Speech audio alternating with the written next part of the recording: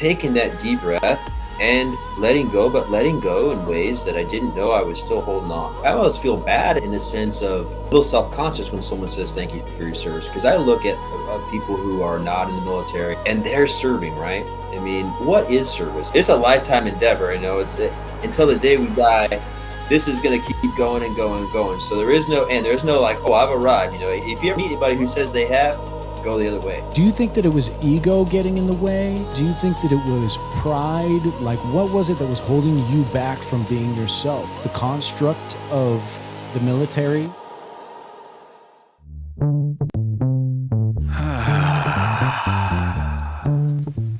Yeah. What's everybody fighting for? Why can't people help people? That's the question. Oh my God, it's people helping people!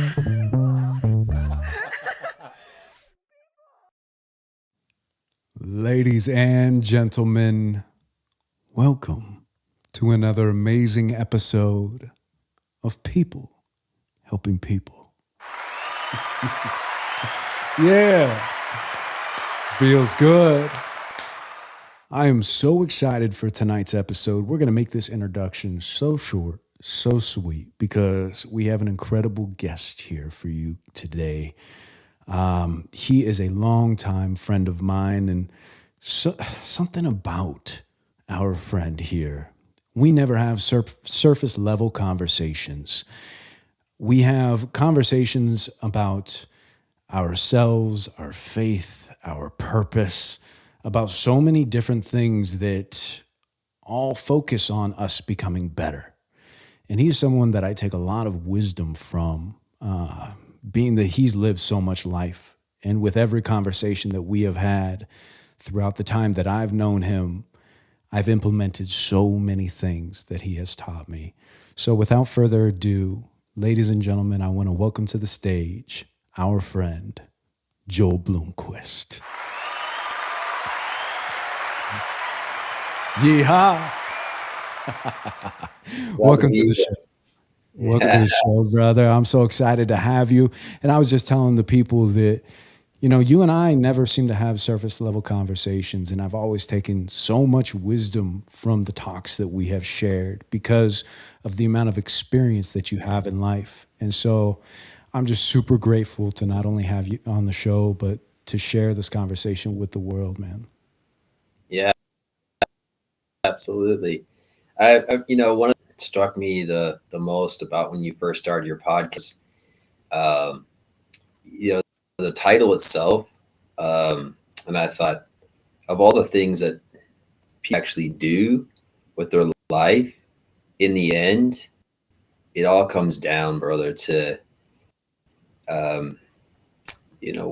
that people here being told about you at your funeral, for example, things like that.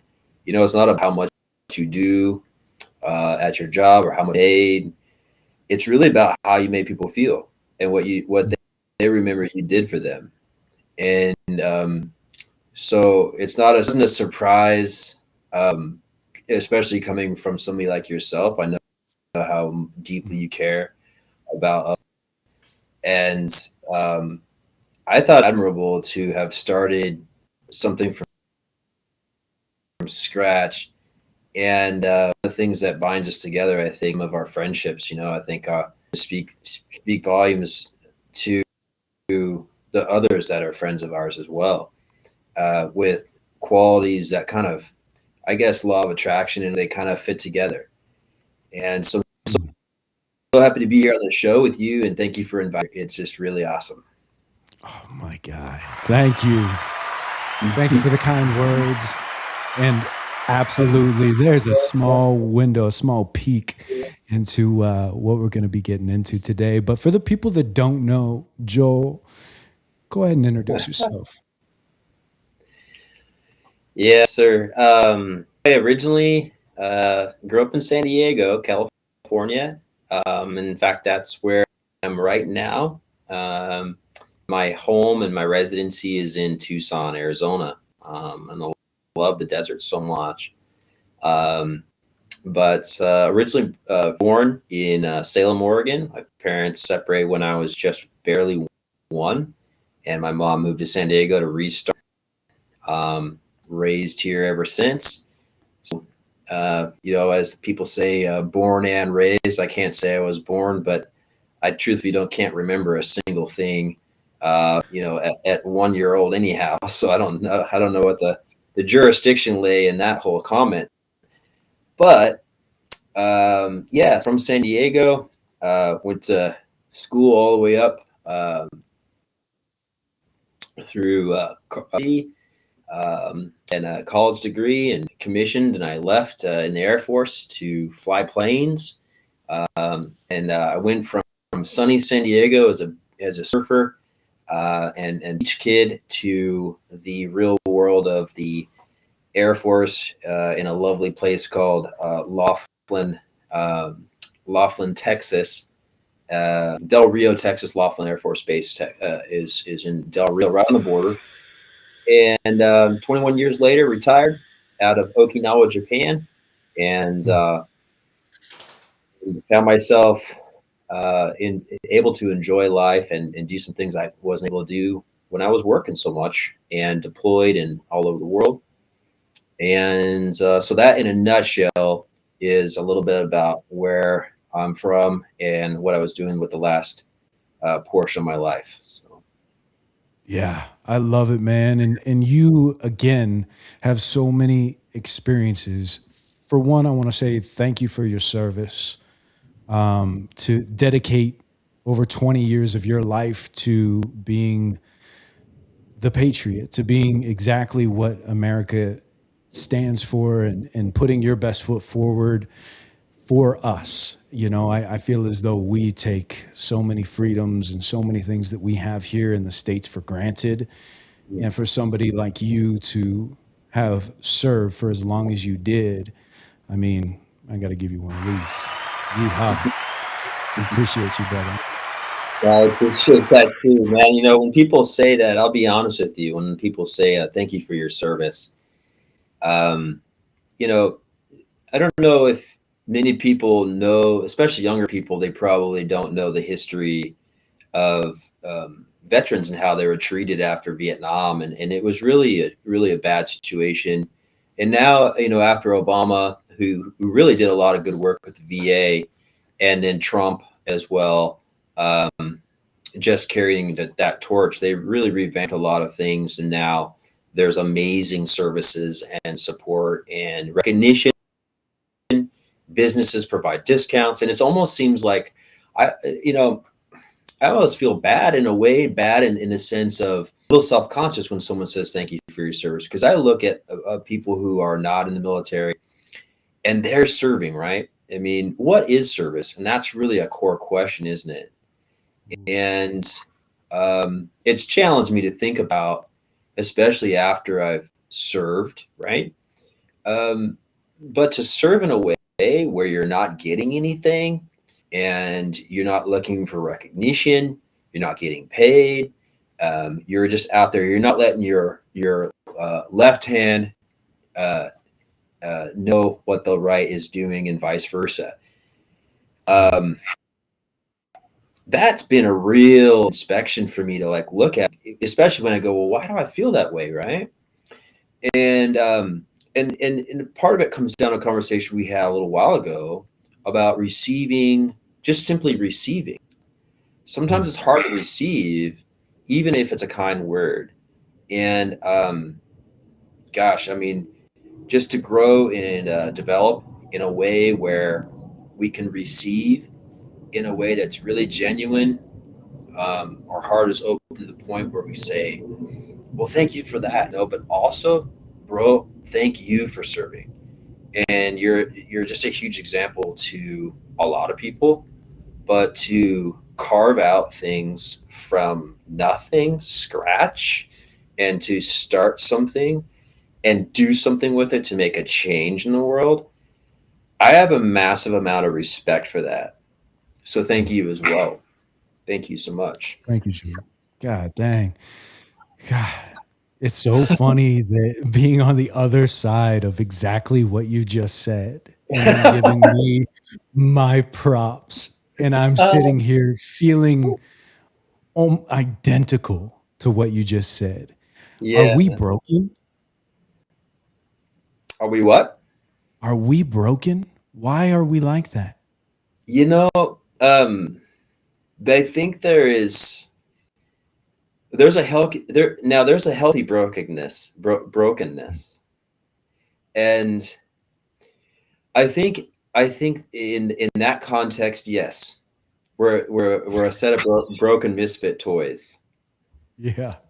and so being broken is a matter of going through some crap, and a lot of people will turn to one vice or another. Not to say that if they are in the midst of something like that, they're wrong. No, it's just a path. And when you come out the other end, if you have the grace and the fortitude and to come out the other end from some trials, I think there's forms of that brokenness for sure. Now, broken in terms of a broken toy that no longer has any use, I don't think that that's the context we're working with here. I think that's a beautiful But segue. sometimes I feel like that, but the feelings aren't feelings fade, man. You got to stick with the real juice, the faith, the things you know to be true, and um, the relationships, right? Like what we're doing right Mm, now. yeah. I mean, I hope that our conversation. I mean, like you said, like we've had conversations where we go, man, we should have recorded that, right? And it's not because to make us feel good, because we're like, yeah, look at us. But it's like, wow, we recognize there's some kind of awareness. We recognize this is useful for somebody could have benefited this because we both mutually recognize that we're benefiting from it too. So, Mm, sure. absolutely. Yeah. I mean, the amount of times that we're sitting there having conversations and we are, for one, listening to our own voices reverberate off of these walls and back into our own ears and having these light bulb moments, walking ourselves through things with the guidance of somebody else, maybe asking questions or even talking about their experiences with you. And I think that it's just that is people helping people. But Yeah. I think that us having those conversations, those breaking moments where the light bulb goes off, or even speaking things into existence for yourself again, like reigniting something that you already knew was there and you just needed to hear yourself say it again. Mhm. Those are pivotal. And even though it was within the confines of four walls, and there's such a ripple effect of that, because I do, on this podcast, I talk about our conversations, right? I literally bring up the one-on-ones that we have together because they're meaningful. They do have impact and it is lasting. And that ripple effect, whether we know it or not, is continuous. It reverberates for a very long time.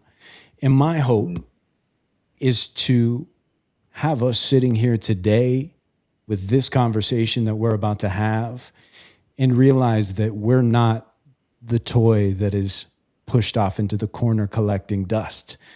Though we may have served our purpose at the time, we Mhm. still have meaning, we still have purpose, and we still have a direction going forward. But to find that is not always the easiest. And that's what I want to dive into today. Because when I worked in the oil field, I was surrounded by people that were ex-military, that had done time in prison, that had an institution of some sort of construct. There was a wake up, there was a very routine schedule that was mandatory for them. And they all told me closest thing that they could get to as far as a job is concerned, to feeling that same feeling of having that same type of structure in their lives, was the oil field. So it was so interesting to me because, we'd be up at 3:30 in the morning, 4 o'clock in the morning, and then we get to bed at 9 o'clock at night and just throw our clothes into the wash. And in the morning, wake up an hour early, throw it in the dryer, and just rinse and repeat, rinse and repeat. And we be stuck in a little tiny trailer, just the three of us, three dudes out there putting our lives on the line every single day with one goal in mind: to keep each other safe and to get the job at hand done. And you, being somebody who has served 21 years in the military, having this structure where plans are laid out for you, there's this timeline of when things need done, how they need to get done, and a clear view and vision of how and why this purpose of your job. And then all of a Yes. sudden, that goes away.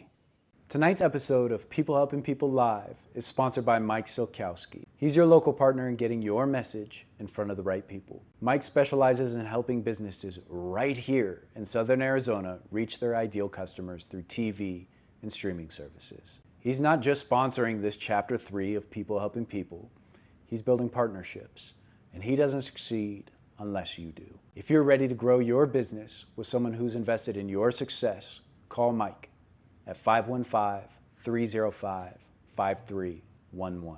Again, that's 515-305-5311. Is that a sense of like being institutionalized? Or walk me through that.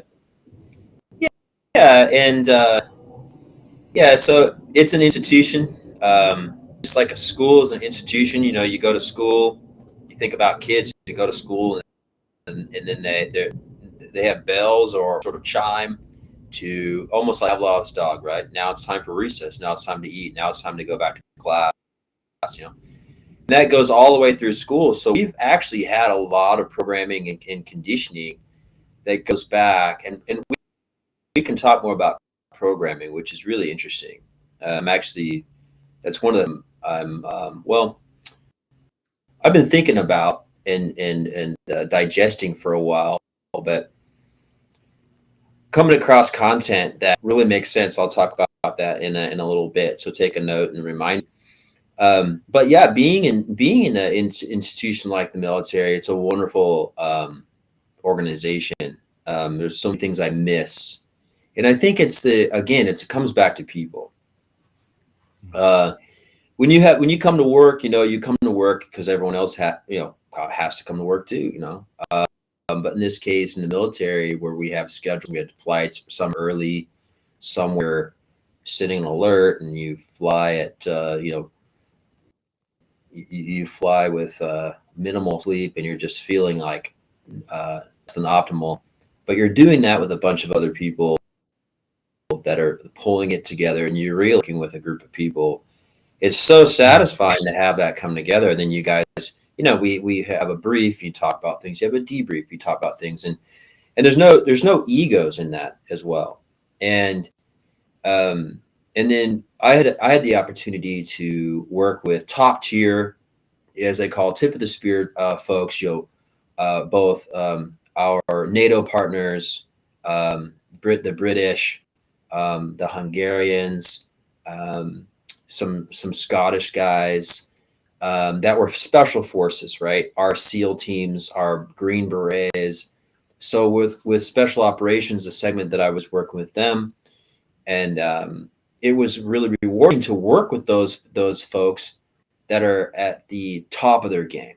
And not only do they train like they play, but then they go out and they play the real thing as if, there is no difference in between. And so when you execute and you get stuff done with them, there's a level of satisfaction there with that sense of professionalism that I would say I really miss that professionalism. But at the same time, it's like I would say it's like a distilled professionalism where it's like no one's walking around with this like, well, I'm a professional, like out them, but it's more about there's a respect for doing your job well, but not just being there for yourself, but being there for other people too. So there's that part that I miss, but then the structure touching upon what you were asking, is something that I found to be one of the biggest voids coming out that I had heard about, didn't really expect it to be as strong, and that is the structure of like, okay, I know that uh, if I'm essentially showing up and I'm promotable and I'm moving forward in that structure, then I can study that structure and I can move left or right and have different opportunities within that structure.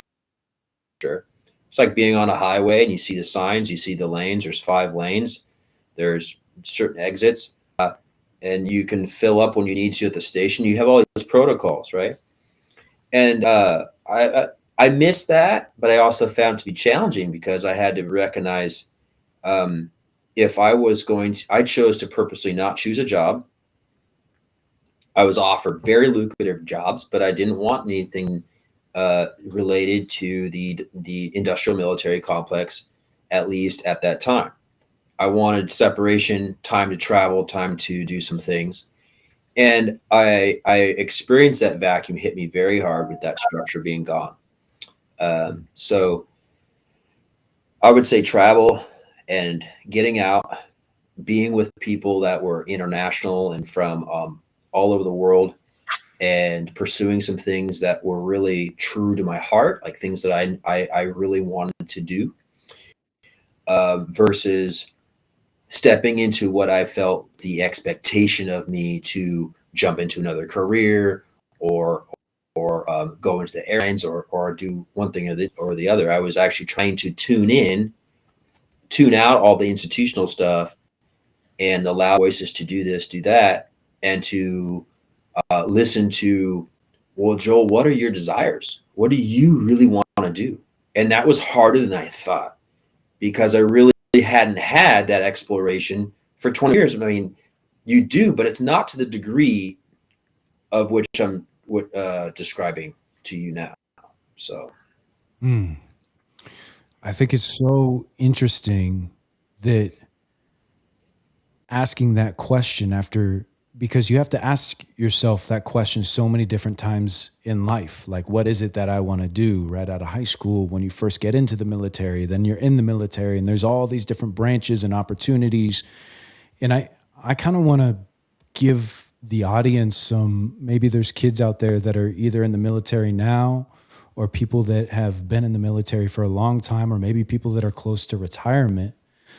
Maybe we can yes. walk through each of those and give a little bit of wisdom to each one in each stage. If you're considering joining the military, do you have any wisdom for people that are in those types of situations, as far as from your own lens, from your own perspective, that you learned over time that maybe you could share? Yeah, if I were to look, I'm gonna rephrase that question. Let me know if it's accurate. What would I, if I were to go back and do it again? What would I do differently in the military? Sure. Yeah. I mean, I put the value again on the relationships. I would say my biggest regret is actually not being myself. Um, Mm. there's there is pressure that I think a lot of it falls within our own responsibility, our ability to respond, right? And um, I I think I always I think I had come from a position within within myself, my upbringing, where I almost didn't believe it was almost too good to be true that I come from a surfer kid from a small town, right, small beach town, and I go into aviation, right, and I'm flying Air Force planes, and there was a portion of myself that kind of put on this, I have to be different to fit in, Mm. and that, I recognize it takes some vulnerability to say that, right? But I think that goes for us all. I mean, why would I? None of us are different. If I ask you, hey, what leg did you swing out of bed first when you got up? You probably can't remember, honestly. But we do something similar, right? Get up, do our thing, whatever.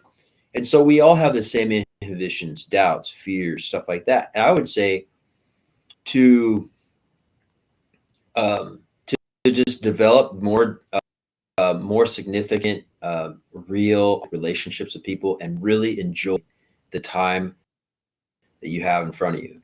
And it's no better than with others. So Mm. I look back and I wish I could really foster some of the relationships that I had even more richly. Gosh, I love what you said there, because we are fostering those relationships one way or another, but the term even more is so powerful. It's so powerful. Even in our modern day where we sit right now, like there's a lot of things that we know that we could do better. We, I want to eat even more clean instead of I need to change my diet. I'm a fat slob, or like there's that self-talk. But what you were touching on there, do you think that it was ego getting in the way? Do you think that it was pride? Like, what was it that was holding you back from being yourself? The construct of the military, or all of the above? This episode is sponsored by the Diabetes Network of Arizona, a community built by people living with type 1 diabetes for people living with type 1 diabetes. They host Arizona's only family camp for type 1 diabetics, giving kids and family a place to connect, learn, and feel understood. Every dollar raised stays right here in Arizona, helping local families get the care and supplies that they need. No one should ever face diabetes alone, and with your help, they don't have to. You can make a difference today by clicking the donation link in the description. The Diabetes Network of Arizona, building a stronger, healthier Arizona together. Let's get back into the episode. Yes, I definitely, I think you hit it perfectly. Not many people say that's an interesting discussion point that goes onto a whole litany. But basically, in my mind, pride and ego, a lot of times use the word ego without really knowing what I kill the ego and da da da. Let me tell you, if what I've learned is if you kill the ego, that's literally the day you die. And I mean physically, because the ego, you can never kill the ego. It's part of your existence. It's there to serve you. But I say that I had to learn that lesson, and the fruit of the ego is pride. So the ego is not pride. The ego is part of you. But pride can be a fruit, but it doesn't have to be. So there can be pride out of my kid for going to, winning the Super Bowl. That's different. But having pride can, have all kinds of different like tangents, tentacles, and natures about it. And it is very blinding. And so really, the interesting thing about pride is it's just another expression of fear. Because where there's pride, there's no love. And you're either going from one spectrum towards love, coming from love, or you're coming from fear. But it takes a different shape, a different form, or whatever, and we don't often think about it. But I think that there was some pride for sure, and there was a development of my ego that, and so when I look at it, I go, I'm super, super thankful and grateful, because as all of us have our gift of life to be able to learn, well, it's a giant, and I had to, fortunately, made it through 21. And let me tell you, my pride, as the scripture says, you heard this, pride cometh before a fall. Well, I stumbled, if not fell, many times. I should have, it should have been more serious in terms of the fallout for it. But I was always met with some kind of grace to like allow me to continue on and to basically finish my career in a way where I look back and go, wow, I really messed up a lot, as we can all say. And I think that's the most valuable piece overall is I can talk about successes, but it's a little bit more juicy and nuggety to talk about, well, where did I mess up?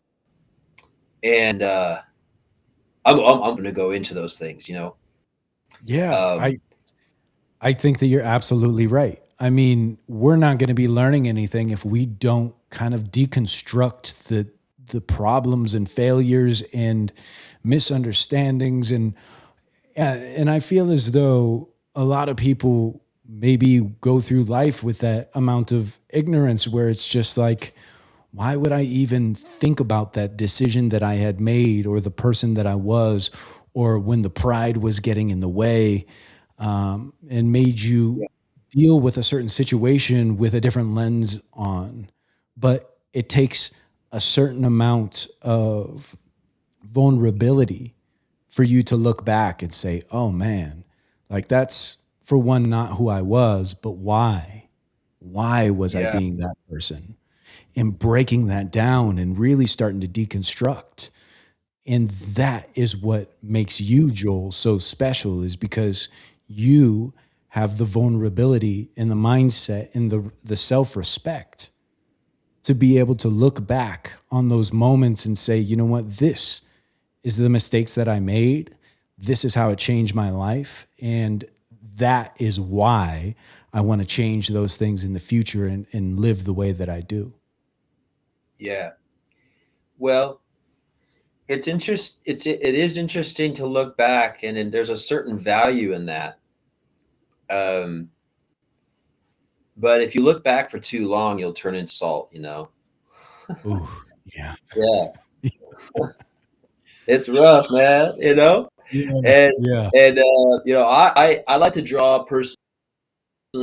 I like to draw on bibs because that's my worldview. Okay, and the more time I spend in the Word, the more submission I experienced before in my life, like in these still, simple, quiet ways, like very gentle areas of layers of submission. I realized that it would have been my submission, really like taking that deep breath and letting go, but letting go in ways that I didn't know I was still holding on. Um, Ooh. and Can you I break think that down a little bit? it's a lifetime endeavor. Until the day we die, this is going to keep going and going and going. So there is no end. There's no like, oh, I've arrived. If you ever meet anybody who says they have, go the other way. Okay. Bro, uh, yeah.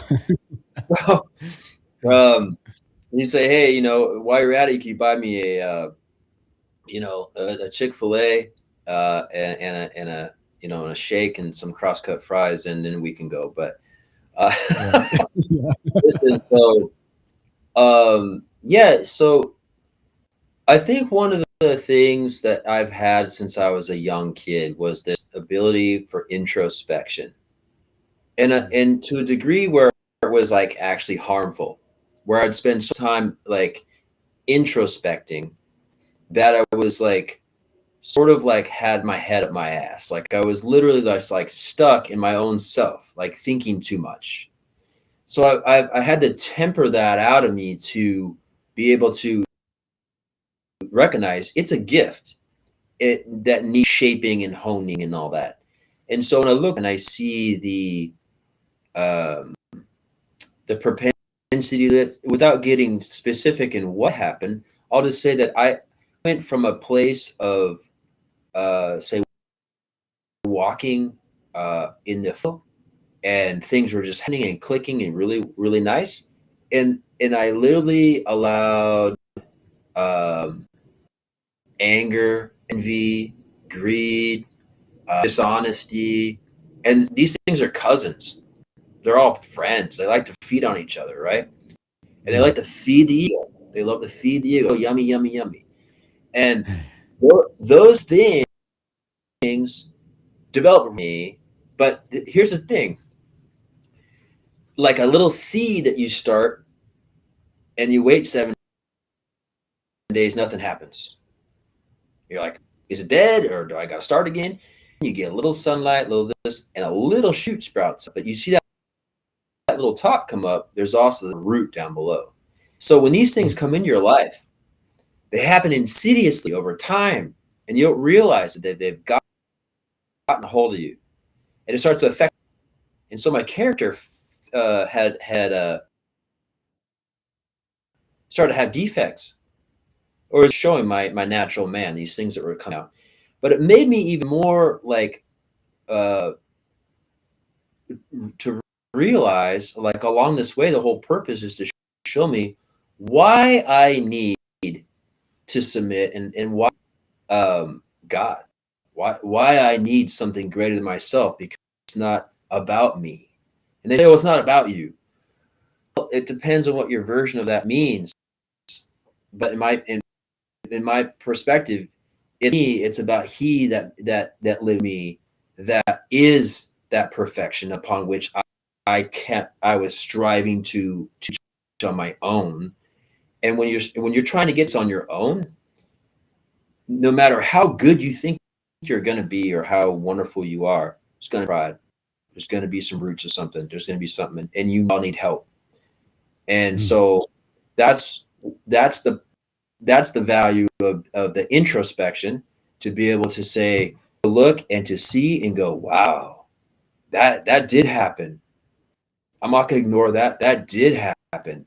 And I'm guilty. I deserve way more than I received, but I got way less. I mean, I just was covered, man. Watched after, covered by the grace of God, you know? God. And to be able to come out and go, oh, like, Lord, I don't want those things. I don't want those things in my heart, my mind. And so, like, I say, like, quicken me, make me quicken, so that when those things creep up, and the enemy's super clever, right? Knows us really, really well. So when those things creep up, I go, ooh, not today. And I realized, wow, I mean, have I been spending some time in fellowship with some of my bros? Have I been a little bit in my word? Have I been in prayer, meditation? Ooh, all those things I know to do, I'm not doing, right? So that's the paradigm we live in. We all have the same thing. Even Paul wrote about it. He said, he goes, oh, what a wretched man that I am. He goes, the things that I know to do, I don't do. And the things that I don't want to do, I do. Oh, I mean, dang. And he goes, and so much more. That's why I need a savior. That's why I need that. And I got to keep my eyes focused on that, right? And that's the thing. It's the eyes of your heart, the ears of your heart. There's like ears, eyes here. We got the same thing here, physical. And so we have spiritual ears, spiritual eyes, and then we also have the physical ones too. So we just need to be mindful of being able to develop those and become blind. And everyone has their path. And so I'm just thinking about this in terms of, there's a purpose for pain. There's a purpose for those things to happen. It's so that we eventually look up and we go, thank you, Lord, forgive me. I need to be saved. You know what I mean? I tried this on my own, and I'm failing pretty much. No matter, you look at it from the outside looking in and go, that guy's doing great, right? So being able to look back at those things is what we call a testimony. You've got a testimony. I love hearing. I mean, that's the thing, iron sharpening iron. So I Yeah. share some stuff, but then, man, like same kind of thing with your testimony in that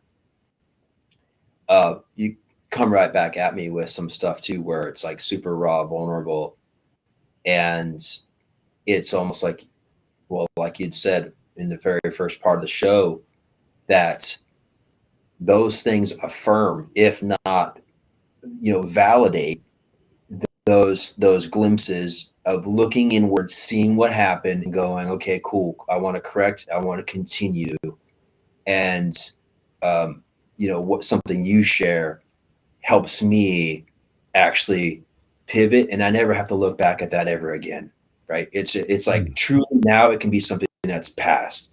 And so separating the past, when people say, "Oh, just put it behind you," it's just past, man. Yeah, it's like trying to paint the Empire State Building, saying, "Oh, okay, here's your brush, here's your roller, go." You know how Yeah, hard? with a ballpoint pen. Yeah, is how hard it is. Like go to the past. It's actually pretty tough, and so that's why this people helping people is like really huge.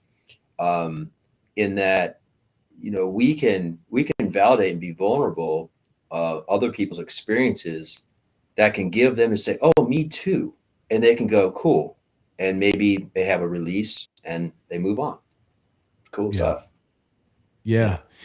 Yeah, man. Well, I love, there's so much to unpack there because you speaking about that, iron sharpening iron, talking about these vulnerable moments takes me back to that conversation that we had and how you just saying and releasing this tension inside, which is surrendering.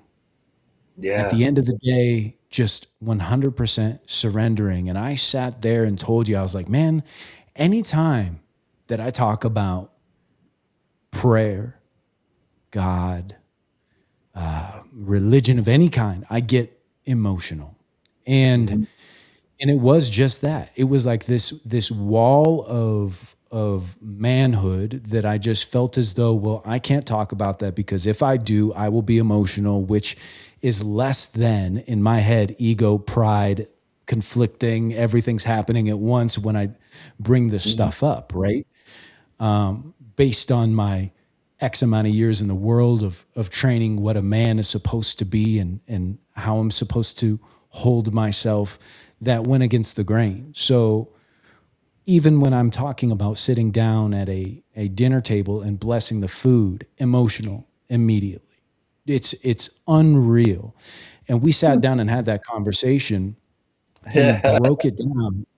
And it was Yeah. like I I will never forget that because since then I have been praying, and I've actually brought it up on the show, on the live show. I have been praying, and for the first time, saying that I'm ready to just have a relationship with the creator. And you can call that whatever you'd like. For me, it's easy to call it God, right? That is just easy. And as I talk about this to the people around me, they just say, "Oh, well, you're manifesting." And I kind of want to get your opinion on that because I've noticed the ones that I do love that maybe are how I used to feel prior to our conversation, this barricade, this thought process of me praying to quote unquote God versus me manifesting my future, one of Mhm. which feels like surrendering, the other is me implementing my will on the world around me.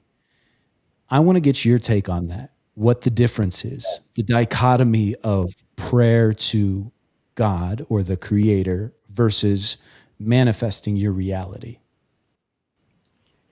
Yeah. So I got a mosquito buzzing around my ear. Wham! They say, "Hey, listen up." You Yeah. know, um, I'm really proud of you for asking that question in that way. You asked really well, and I can tell you have been thinking, reading, and listening about this subject for a while. This isn't just a new thing for you. Um, Thank you. yeah, welcome, bro. And Mm. it actually is. So, have you heard of Dr. Joe Dispenza? No. Dr. Joe Dispenza has he's a big stage feature guy.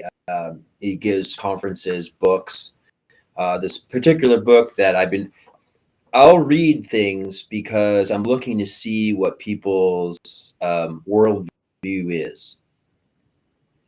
Worldview is a very context of an important place to come from. So when I say I have a biblical worldview, I'm not saying I have a religious worldview. And I'm not saying I have a dogmatic worldview. My worldview is simply that, Jesus came preaching the kingdom of heaven. That was the gospel of the kingdom. And people don't realize he was talking about the gospel of the kingdom. Gospel is basically the message. So his message was, hey, there is a place that is eternal. And all this here is really just the Matrix couldn't have been even, a great example. It's a matrix, quite frankly, it is of the kingdom. Are laws, and there's things such that there's descriptors about this, such as we have gold, and we're like, ooh, gold, diamond, silver. In that realm, gold is so pure, it's translucent, and it is the common to make streets with. Just to give you an idea. And so he comes from this place that's literally eternal. And he says, seek first the kingdom of heaven. Seek first the kingdom. And basically my Father who runs the show and his righteousness, all these other things shall be added unto you. A lot of people will preach and they'll have a prosperity message saying, well, if you believe, then you're going to have this and this. Quite frankly, actually, it's the opposite. If you proclaim the name of Jesus and you believe it, right, it's actually signing up for persecution. It's not about getting the Rolls Royce. So it's literally, like, you can talk about Buddha and you can talk about whatever you want all day long. People are like, ooh, that's cool. As soon as you bring up Jesus, the spirit within them reviles back, and they have something to spit at you and vile at you and all this other stuff. Why? And that should tell you, because it is, he says, I am the way. And so when you have these things called manifestation, all that's happening is the world in the New Age movements, and Joe Dispenza is one of these people too. They're taking truths about, the scripture says you're fearfully and wonderfully made. You're made in his image. In fact, it's even said that you are a God in a lowercase g, not uppercase g, as some people like to say, well, I'm God. No. You're made in his image. And so you're made with fearfully and wonderfully made. And so you have these faculties along with your senses, because you're a spirit going through human experience. So you're going through a spirit going through a human experience in this matrix, which he says, don't hold on to this world. Don't put your faith in these things and in these riches, because where your treasure is, there your heart is also. But put your trust and your faith in me, and all these things shall be added unto you. All what things? I don't know. But I know that if I ask and I say, God, I need this, and this, and I pray for it, I don't know when, I don't know how, and I don't know if it'll come out in that exact way. And I can't be one to put my expectations, say like, okay, wave this one and God does this. But I can say that manifestation and the principles upon which belief, faith, envisioning, capturing the feeling within, essentially coming with gratitude first, basically is the come with gratitude first is essentially coming to the table as if it's already done, because you're grateful for it being done. And then when you're grateful for it being done, you are standing in the place of the emotion upon that, because now you're like a child, you're actually seeing it being done. You're seeing that thing. So you're for a moment you're standing in that position of gratitude and as if it's already done. Now, manifestation will teaches those principles just like that. The Mhm. scriptures say the same thing, but the thing that they leave out is the author of formula. And so if you give the glory to God, if you give the glory to God and you're literally in your heart, you're not you literally are now aligning yourself with the will of God. And so your desires are going to change. The things that you can influence and manifest in your life, those will change because your desires change according to that which you have your eyes on. So the principle of manifestation, just like the principle of faith and belief, do you think humans are unique because they have those features? They can do that. Animals don't have that. So that makes us, we can look at the past, the present, and the future. I can actually hold all three at the same time. And so manifestation is in that realm. And one of the things that he talks about, which is very interesting, is the quantum physics and the difference between Newtonian physics, which is this pen, the atoms which are part of this pen, and so forth, and that which is in the air. There's atoms there too, right? It's just in different atoms, and they're in a different density. And then and if you look further beneath those atoms, there's a vibration. And Mm. so I would agree that all things are energy, but beneath that vibration of all those things, then is almost like parallel time, parallel universes, all happening at the same exact time. And that is really fascinating to me. I believe it exists because the scripture says it does. It talks about the worlds being formed, worlds plural, that which means there's multiple, perhaps multiple uses, who knows? Uh, and so to be able to sit and meditate and just be able to quiet down and just literally ask, like, God, show me your wonders, show me these things. Um, I think, as it says, ask, seek, knock, and I will open it to you. I will show you. I will answer you. Mm. And so God sees your heart, knows when you're seeking for Him in your heart sincerely. He knows that, and He Mm. will answer that. And in that He in that has. yeah, and then in that way, then this manifestation piece can, in and of itself, not just become something that's a problem me, but it becomes a product and a fruit from my relationship to the creator. And that's Yes. where it's very different than that which is taught in the new age channels. I mean, I want to talk for a second about how I reintroduced myself to God, which was an interesting thing. And I think that somebody listening out there that maybe is trying the manifestation route or also has that barrier up, Yeah. just give an example of somebody who did the same thing for 35 years and, always felt emotional anytime that I would pray or, just the thought of that was just, it was a hurdle. It was something to overcome. And it was very simple. It was simple. It was me reaching my hand out to build a relationship.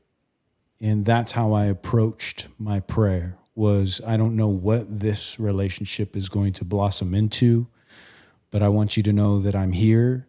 I'm here to be a vessel for you. And I'm here to build a relationship however that blossoms. And it was as Yeah. simple as that. And I will tell you right now that my life has taken a 180. Everything that I was struggling with or stressed about was answered.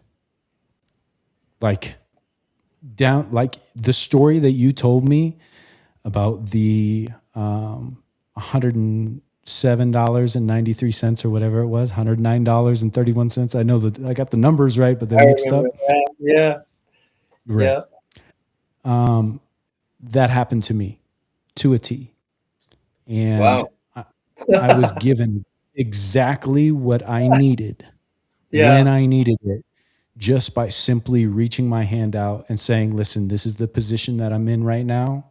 Mm, I'm here and am serving for you. I don't know what this relationship is going to look like. And I mm. have been blessed ever since. Wow. Yeah, just for the audience, like there's a story about this man who was working at Alpha Beta, it's a market up in LA, as a meat. He was a pastor. Um, he had kids, wife, all this, and he had a shortage of money. Long story short, and it was like you said, it was $107.93, something like it was like this to the T amount of money. And so he was like, I don't know, honey, I don't know how we're going to make this work. I don't know how we're going to get this, but this is what we need. And it was, his wife was like, well, have you prayed about it? And he's like, no. Right. And here he is, like pastor, right? It's so funny how we don't do the things that are the most powerful things to do. And anyhow, he prays about it. He gets a check the next day from a courier comes. I think it's actually that night. He gets a knock on the door. A dude comes by, goes, I we delivered this the wrong address. Or it was mislabeled. There was some discrepancy, but here it is. Sorry, it's late. And it was for that exact amount. There was a note saying, I was prompted to send you this for this exact amount. God bless. And he was just like, wow, right? So it's kind of cool how God uses people in our life. In that case, he used the circumstance. So he uses people and places and circumstances to speak to us. It's not like, show me a sign, and you're like, oh, there it is, you turn, like I should take that exit. No, it's like the circumstance put him in a position. And so he had some pain. So God uses pain. God never wastes pain. That was a quote from my friend Ken Corco from Omaha, a Vietnam vet who was left for dead and survived in Vietnam, and shared with me some wise Midwestern Omaha nuggets. One of which was God doesn't waste pain, meaning that He allows stuff. Because how could God be this amazing God and we have disease and all this stuff, and it's that's a great theological question, and I'm not even prepared to unpack that, but I can say that God doesn't waste pain, and this is just simply us humans going through, spirits going in this in this stage we call, and so and then he used his wife to minister to him and say, oh yeah, duh, and put his heart into it was all about getting his heart into the right position, and that's what it's all about. And make sure, Alex, you give the glory for all those things that happen. Give the glory to God. Say thank you, and literally um, hold on to that, because it's so easy to start doing really good, start feeling really nice, for slowly forgetting, where that position where your heart was at that one point. But that's all part of the process too, and so it's Yeah. all good. Yeah. Yeah, So, man. And in our talk, I'm so glad that you brought that up, man, because when we were having this conversation too, we were looking at each other and asking the same question. Why do we wait until it feels like our last breath or our last option or our only way out, do we wait to ask for help? Do Yeah. we reach our hand out to say, okay, I've got no other options? And I Yeah, feel man. like so many people, religious or not, they get put into that position at one time or another in their life. And that's when they start looking up. And I also, well, okay, let's touch on that. Why? Why do we wait? Yeah. I think it's because we get the illusion that we have time, Yeah. and then the other piece is that we are created in God's image, so we're created as little gods. The little gods want to do God like stuff, right? So we want to be in control of our life. We want to be in control of our domain, and so King David wrote a psalm. He said, he goes, Lord, he's in a cave fleeing for his life from King Saul, and he says, Lord, um, my heart, search my heart, for it is deceptively wicked. Now, most people will say, no, no, good. My heart's good. I'm a good person. Tell you what, man, a lot of crap comes out of my heart. A lot of stuff comes in my mind, judgments, all kinds of stuff. Where does it come from, right? And so he was saying, like, Lord, help me. There's stuff comes out of my heart, and I don't know where it all comes from, but I need you. And so I think we get into a position where God allows us to live under our own autonomy, but he wants to get your attention. As I told you, I think he's got. The moment I met you, bro, I was like, God's got his hand on that man right there. I could tell. Mm. See, so if he wants to get your attention, he will. And how you develop that relationship, it's a beautiful thing because become religious. But in the terms of the root of the word, which would be to reconnect, essentially, to religament. Um, Ooh, um, we're all about that, man. We're all about reconnecting, you know. I like And so that. that's that's the way, because that was what the early believers were called. They were called the way because that's what Christ said. It says, "I am the way." Yeah. So, so, Yeah. And so I think we that, wait because I didn't really answer the question. I think we wait because we think we have time, we're in control, and we're working through our processes inside where we wake up. We literally, people are like, I don't know, they say wake up and all that other stuff. We become more in the spirit of God, and we realize we're like, man, I've been asleep, I've been slumbering, I've been doing this on my own time, I've been blind. And so many hymns are written about that same kind of thing. I once was lost, but now I'm found. I once was blind, but now I see. Right? So they sing songs about this same thing, and then you look back and go, "Why was I taking so long?" Well, I don't know.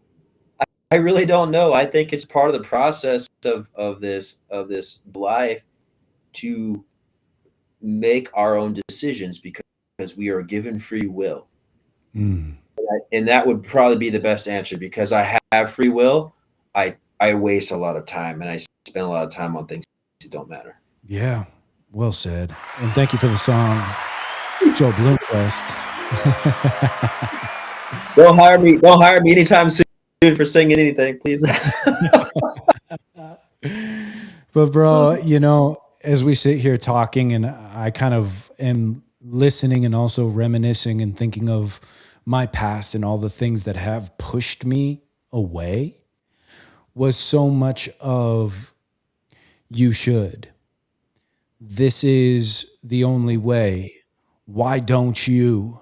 And I think as young men, those words in and of itself are the reasons why we immediately put up that wall. Like, who are you to tell me what I should or should not do? And it always feels so forceful. So I think that honestly, I went through so much of that that now that I've come back and am building this relationship again, I know what not to do, because I've had others do that to me to such a point that it took me this long just to say, hey, I'm with you here. Like, it's really just that simple. And Yeah. I don't know what this is going to be just yet, but I'm here with you. And Yeah. that push away for so many years, I hope that us having this conversation right now doesn't feel like you should. This is what you need. You're doing life wrong. No. It's none of that. Yeah. Yeah. Through my own experience, this is what has helped me. And if I can help you to find an easy way to alleviate something in your life and give you a tool to do so, God dang it, that's why we're here. Yeah. And I've traveled and met people that are completely different faith, agnostic even, or atheist, like completely just, and they're all me, right?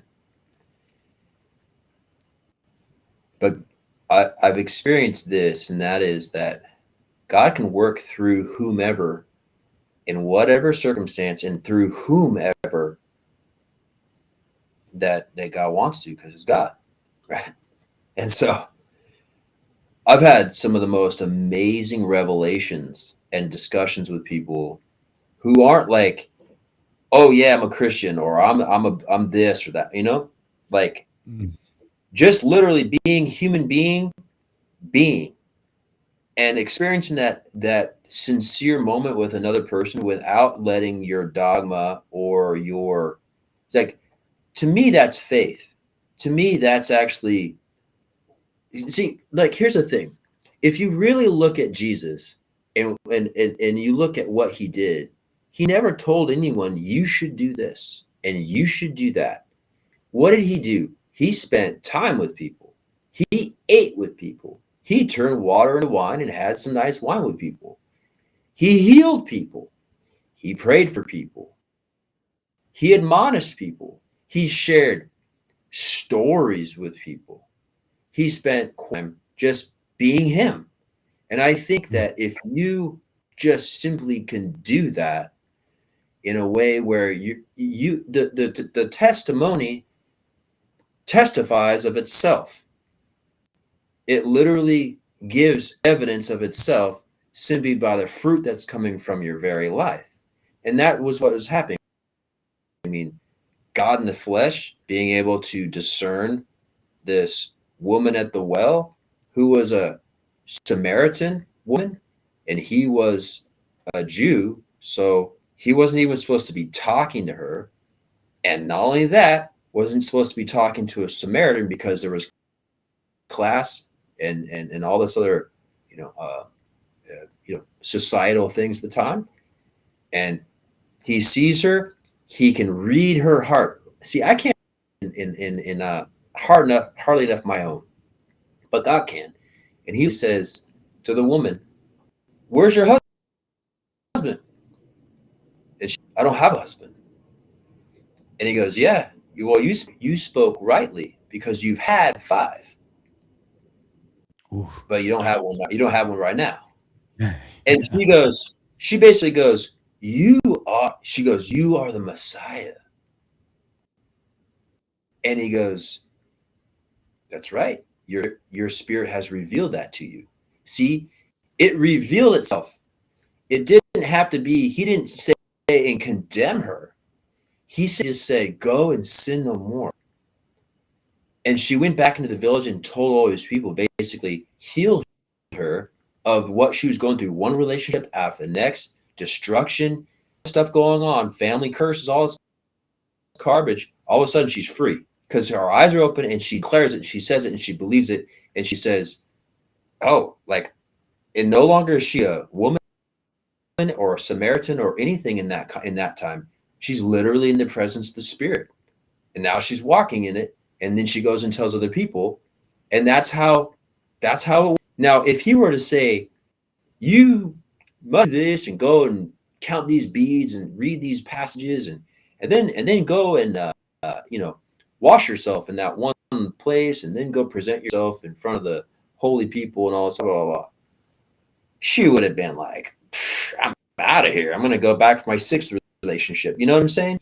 Yeah. So she was broken and she was tired, and but she showed up, and you or me, if we saw her, would have never known that. But here's the thing: the Spirit can quicken your heart, and it can give you vision so that you know certain things. You don't know all things, but you have a certain movement towards a certain thing, and that moves through your body. It moves through you, as you had said earlier. God, make me a vessel, right? So if I'm a vessel, literally like this, I'm like this can right here. I'm not doing product placement, but Olipop root beer is pretty dang good. So, uh, hey, but but if I'm a vessel, I'm useful.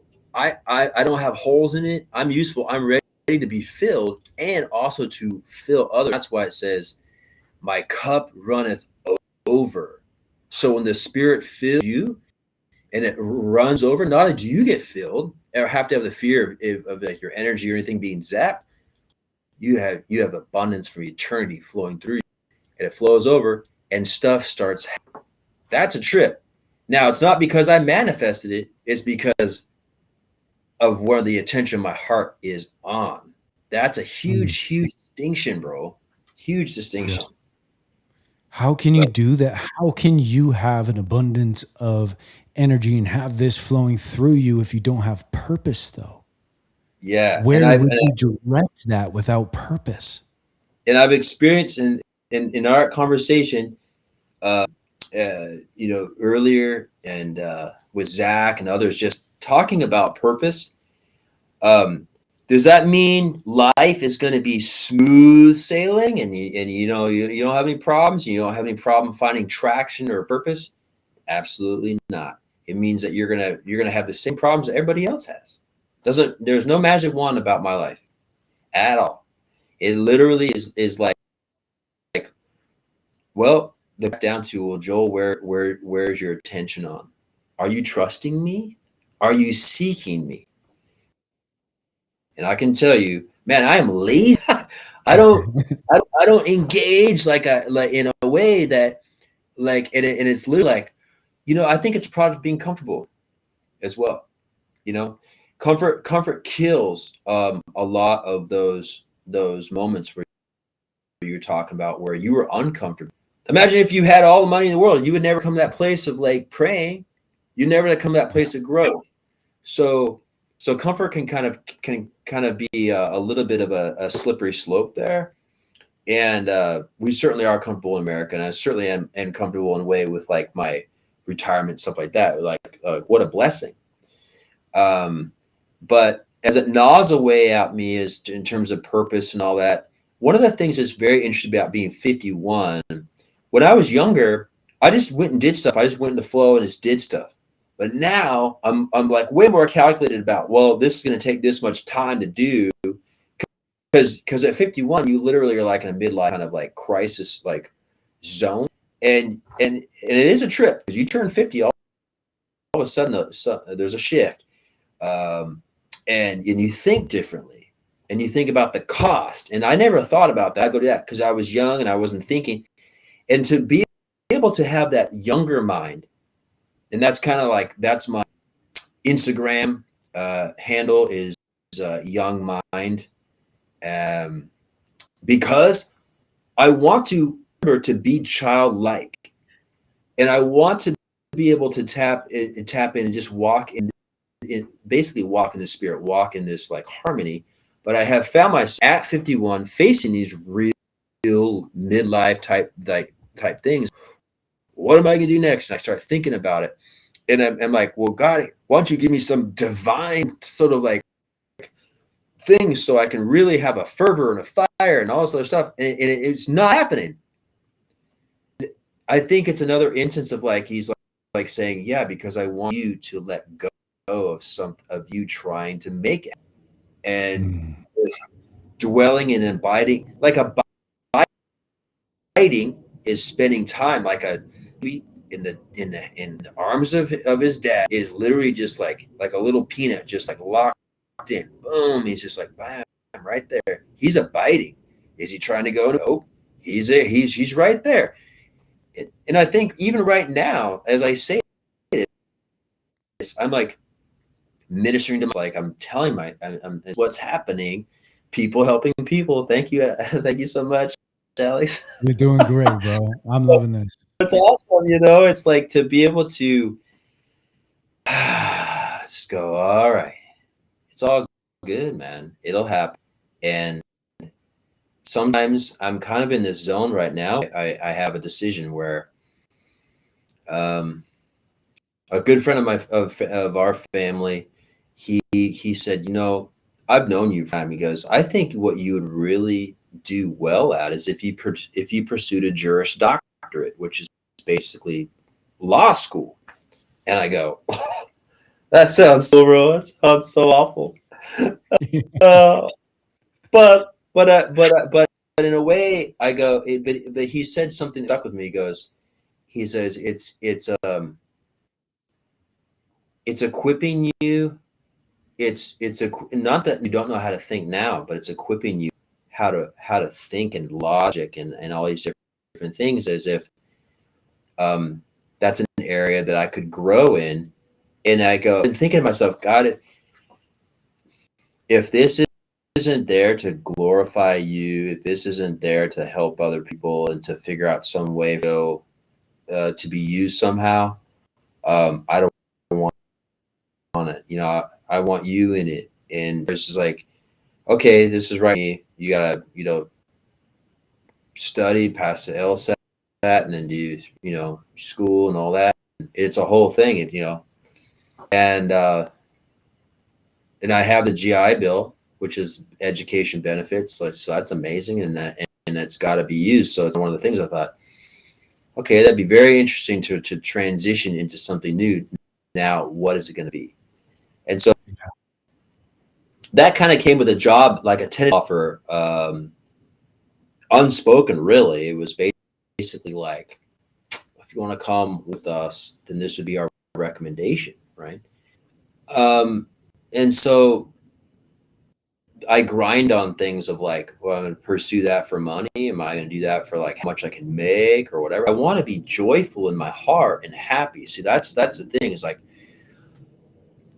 I want to be of that joy, so that I'm not down the road and going, oh man, this wasn't a good fit for me. But now, I slog through it and it's a mistake. So it's the fear part of it's like fear making a mistake and all that. So we get clouded. I get clouded clouded with these different clouds that come along, fear, doubt, what ifs, and all this other stuff. And I'm a little bit in that spot right now. So that's wonderful to be able to voice that and say that, because it's basically like, it's just tantamount to say that. So it's not like, well, this guy's got his crap together. He sure sounds good, speaks all his spiritual stuff, but then no, man, my life, like this has been a little bit of a struggle, to get through this little piece. But I have enough awareness to know that the struggle and the pain is, like I said before, God is not going to waste it, and I need to sit in that peace. And I think that's where the gratitude comes in, and saying, wow, I'm so grateful for that. Thank you so much.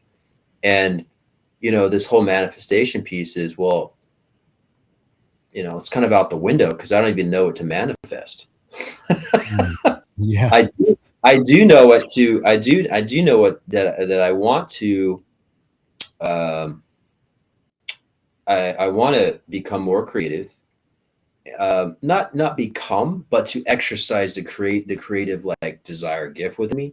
But I want to also help people, right? I want to, like I said, I've been to a few funerals, and it's always the things you hear about people and how they made them feel. It's not about no one gives a rat's ass about people's accolades. It's so crazy. Yeah. You could be the head of J.P. Morgan, the next president, Olympiad or whatever, and you hear about all this stuff. It's sort of like, yeah, but when somebody comes up, like my brother passed away in '96, Mm, sorry.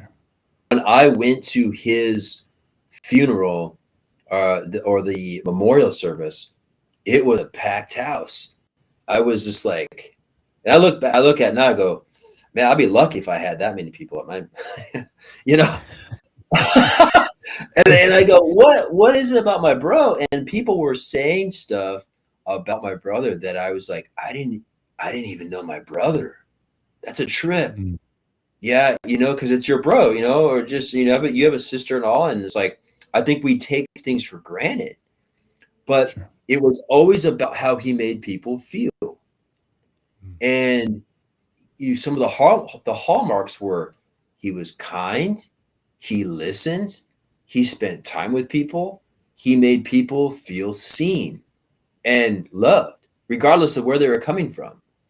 And if I can exercise that and be able to do that in such a way where I can lead in that kind of capacity, a life I think well lived, mm. and I don't want the second half. So Yeah. What brings you joy, man? What do you love doing more than anything? Do you have a hobby that just lights you up? Do you have something you're passionate about? Do you have an exercise that just makes you feel fantastic? I used to do CrossFit when I was in. Gosh, I was locked into CrossFit for like 5 years, 6 days a week. Love the culture and all that, and then I move off that. Took a few things that I still really love about the practice and mobility and so forth, and still keep in touch with some of my coaches. That brought me a lot of joy. Mm. And so thankful for my friend Sam Kirby, who now lives in Las Vegas, who got me into CrossFit. Thanks to him. Shout out, Sam. And yeah, yeah, yeah. So the things that bring me joy, yeah, I mean, I've always loved surfing and being in the ocean, being outside, but I think probably my number one activity, and uh, the thing I like about it is just about anybody can come along, and you don't need equipment and all this other stuff. I love being able to paddle out into this, the ocean experience. That is a true gift. It's amazing. So that brings me a lot of joy, and I've always had and I credit this to my mom. Like, she's always been a designer. It's very on a very simplistic level, of her space and small refinements, but not to an extravagant level of any kind. And I picked up on that, and I have this ability to, like, um, yeah, I like to fix stuff. I like to make things better. Whatever I have, make it better. So I love doing stuff like that, and did a bunch of home remodeling stuff. I love getting into that kind of thing. And I think it's the overall idea of, uh, it's like the kinesthetic, like being involved kinesthetically, like your hands, the eyes to your vision, your desire, and your heart, and actually making stuff happen. Yeah. So, um, Cool. yeah. So I could definitely explore that, um, further. And then I think, writing, and I just recently took up one of the things I took up for 2026 is poetry. So, not that Nice. I don't have any formal training at all, but I read a little article in the guy who, um, had written he had written an article, before he passed away, and basically he one of the things he did throughout his life is he'd write small poems. In it, he'd be a little bit of inspiration. He'd write a little poem to his sweetheart, his wife, every day. And so just expressing, taking thoughts and expressing that into words, pen to paper, and putting a little thing down. Um, there's a little, I don't know if the word magic, but there's a little magic to that. Oh, And sure. Yeah. yeah, so I think I'm going to continue to explore that. And I am an avid consumer of, like, economics, geopolitical, events, and, uh, it's like cultural shifts and kind of reading. I don't know. I geek out on reading about that stuff, um, and putting connecting the dots with certain things that just seems to work, and so yeah, Nice. Bro, yeah, man. I love you, man. And I love sitting down and having these conversations with you about so many different things. And I know with the vulnerability of you sharing that, maybe there's a life's lull, right? There's a moment where you're just like, you're striving to find the next chapter. And maybe there's just a few words on those pages in between. And maybe there's more pages than you thought there'd be till the next chapter begins. But Well said. you flexing all those muscles of things that you love and enjoy and continually talking to Yeah, individuals and connecting like we are here, I know that whatever it is that you fall into is going to be something incredible. And I know, as we spoke of, the relationship that you have and that I have with the big man upstairs, he's got a great plan for you, bro. And I just thank want to you. thank you for coming on to the show. And I know that we literally didn't touch on hardly any of the topics that we wrote down because we're Yeah, just two old friends getting together and hashing it out. And, and I think that it's an incredible thing. I'm blessed to have people in my life like you, bro. So I want to thank you for coming on to the show. yeah. I look forward to the opportunity to sit down in person next time I'm in Tucson. Um, to have like an actual live video sit down, I think would be even more dynamic. So I'm looking forward to that, and maybe even getting a couple peanut gallery comments from Kayla if she's willing. Oh, dude, absolutely. Yeah, I look forward to it, bro. I look forward to it. And thank you for your vulnerability, and thank you for jumping on here and sharing your wisdom with us. Yeah. And I guess before we go, let me ask you one question. And this might not be a quick one, but I do have one question that I would love your input on. If someone is watching this show right now that feels lost, what words of advice or words of wisdom would you have for them? You have, yeah, it's a difficult question. I think I think we all share that feeling of aloneness sometimes. Um, I would think I would say this is that when you feel lost, perhaps you also feel alone. But know that you're not abandoned. You're just left alone. And being alone is a season. Mm. So pay attention in that season. Don't waste that opportunity to actually really go into those emotional crevices and nooks and crannies that are maybe uncomfortable, because that's when you're going to really learn a lot about yourself. And when you're ready, because it's not always the feeling that you want to be able to reach out or be able to have like friendship conversations and all that stuff. But when you're ready, just be open to being able to share your heart with a friend, and let some of that stuff out, because none of us are alone in this journey. We're actually all co-participants, and we are actually all really connected. So that sense of feeling disconnected or lost is a bit of an illusion, and you can't get yourself fooled by it. By being transparent and talking about it, it actually diffuses it, and it can actually bring you closer into the campfire. And that's exactly what this show is all about. So thank Ladies you and for that. gentlemen,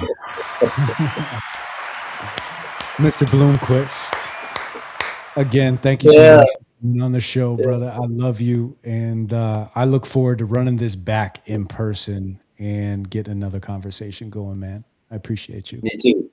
Thank you so much. Talk to you then on the flip side. God bless. Absolutely. All right. Later, brother. See ya. Ladies and gentlemen. Oh, you know what? I missed the button. There we go. All right, brother. See you. Wow. As I said, so grateful to have a good friend come on the show and just have a legitimate conversation. We had so many notes that we could have gone through. We could have dove down so many different life avenues, but sometimes you just sit down with a buddy.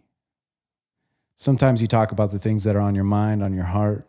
And like we just said, if you're feeling like there's a lull in your life of some sort, just have conversation. It's never too late, and I promise you, it will help you feel better. So I hope that this conversation helps some people in the world feel a little bit better. I know it did for myself, at least. And I just want to thank everybody for being a part of People Helping People. You know, we may be a small podcast. We may be small, but we're mighty. And our community is incredible. I want to thank everybody who has subscribed to peoplehelpingpeoplelive.com, Joel Bloomquist included. I forgot to ask him if he got his package. But with every single member, you are donating a pair of shoes to a kid that's in need. And, you know, we're growing. We're growing. We're doing our thing. We've done so much with so little for so long. Just wait until we have a little something and see what we can do here. So we love you guys. Thank you so much for joining us on this incredible episode of People Helping People. We'll catch you on the next one. Deuces.